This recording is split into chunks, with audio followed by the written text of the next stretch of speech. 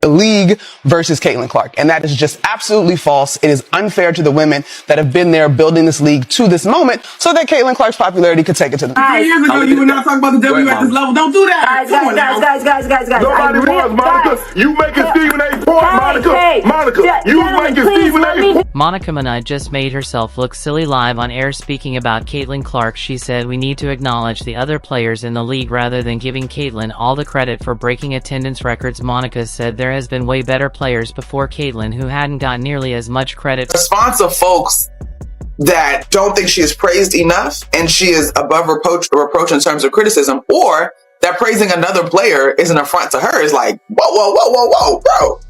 Like, also, like, you're in my mentions talking about women's basketball. I've never ever seen you before in my life. It's obvious the agenda the media has on Clark, yet she still doesn't respond to the critics. Instead, she plays her basketball and breaks records like they're going out of fashion. Caitlin continues to make these analysts look silly, knocking them down one by one, whilst us fans are watching them get proved wrong time and time. Respectfully, with your platform, you could have been doing this 3 years ago if you wanted to. All right, we gotta go. Stephen, I'm talking to you. I'm talking to you. Wow. Don't do that. I'm talking to you about what you have. Really appreciate my girl, but you've missed a lot of episodes of first.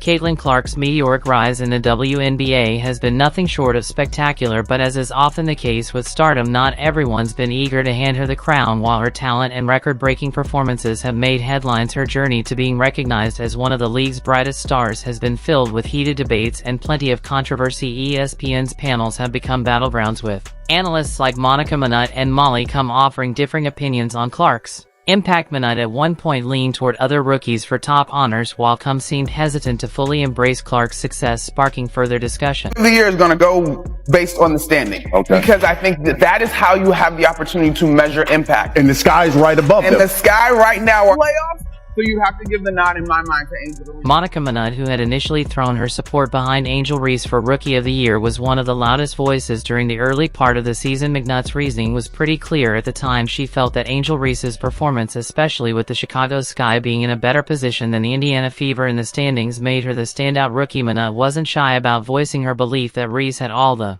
tools to win the Rookie of the Year award, and that Caitlin Clark, while talented, wasn't quite on that level yet. She literally cashed in, but her attention, her notoriety is based off Caitlin Clark. She wins the national title. First thing she does, she mocks Caitlin Clark. And then she doesn't even celebrate with her teammates. So she's made it personal with Caitlin Clark. Then she's played off of that. Even Caitlin Clark getting knocked down in that game on Saturday, who's standing up applauding? But for Minot, it seemed like a reasonable take at the time. Angel Reese had been playing well in ways that rookies rarely do, and her ability to impact both ends of the floor for the Chicago Sky gave her an edge over other first players. In comparison, the Indiana Fever were struggling, and while Clark had put up strong individual performances, her team standing wasn't doing her any favors in the eyes of analysts like Minot. While it's fantastic, and I think she's going to have an incredible career in the WNBA, there are women that were worthy of coverage prior to her arriving, and I just will not be silenced. During an ESPN broadcast, Minot had to change her mind about Caitlin, but in doing so still remained to throw digs and not give her the utmost of respect. She acknowledged that Clark had proven herself to be one of the best players of the season, not just among rookies, but in the entire league. It wasn't just about the numbers, though they were impressive. It was the way Clark was leading the Indiana Fever, a team that had been struggling to find its footing, and how she was capturing the attention of fans across the league. Minot admitted that while she had been in on Angel Reese earlier in the year, Caitlin Clark had forced her to change her mind. It's physical. Caitlin is helping to grow the league. These women understand that, but she cannot be babied as a rookie. While Minot might have come around to Clark's brilliance, not everyone at ESPN was as willing to celebrate her success, and Molly Cum, one of the most prominent voices on the network, seemed to take every opportunity to downplay Clark's achievements, whether it was intentional or not. Kim often steered conversations away from Clark, even when the young star's record-breaking performances were the hot topic. Fans were quick to notice that whenever Clark's name came up, Kim was hesitant to give her the recognition many felt she deserved there. There are a lot of people that laid the groundwork that deserve shine as well. Here's what we're going to do. Are they playing now? Here's what we're going to do. Are they playing now? We don't have Andrea. Remember, you got we don't have any of the women, Chanae. They'll come back on. We'll revisit this conversation.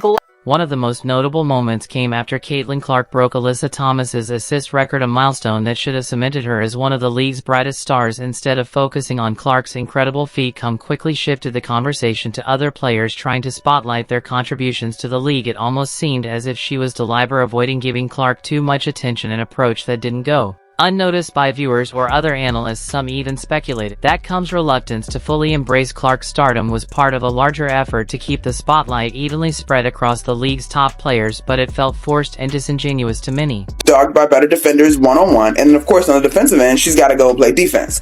So I'm not sure what the scheme will be to protect. He has talked about her as a defender, and there's reason. Injury, let's be real. I literally played with my ankle like a golf ball. Like a little golf ball when we played against Iowa. And, pain, I'm hurt when, I can't play. They won't have to tell me, you shut down, you can't play. That's what they was telling me yesterday, you shut down, Exactly what I'm saying, because I think it makes a mockery of the women's game. If the focus on, now we just have to have people because of marketing and their attention, and they're not as talented, we're not putting the best team.